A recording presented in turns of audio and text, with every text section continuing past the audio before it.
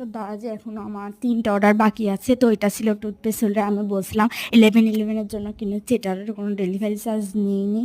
তো 199 টাকা ছিল, কিন্তু ওই 200 টাকা নিয়েছে। তো এটা এখন এখন আনবক্সিং করছি। এই টুথপেস্ট হোল্ডারটা আমার কাছে তো দেখে একদম সেমই লাগছিল, কিন্তু পরে এমন বিপদে পড়বো এখনও বুঝতে পারছিলাম না। তো পরে যে ওরা আঠা দিয়েছিল, সেই আঠাটাই একটু আঠা নেই, মানে পড়ে যাচ্ছিল। মানে আমরা নিজে আঠা দিয়েছিলাম, তারপরে মানে দুইটা একসাথে করে তারপরে লাগছিল, পরে এদের একটা শুধু দিয়ে তারপরে লাগলো। এখনও নিশ্চয়তা নেই কি হয় জানি না। আবার সব পেস্ট লাগছিল না, পরে এইটাই আমি নিলাম।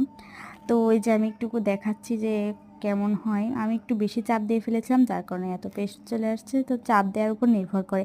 আর এটা ছিল ওই যে আম্মুর জন্য এই যে এয়ার ক্লিনার, এটা অনেক কিছু ছিল এর মধ্যে।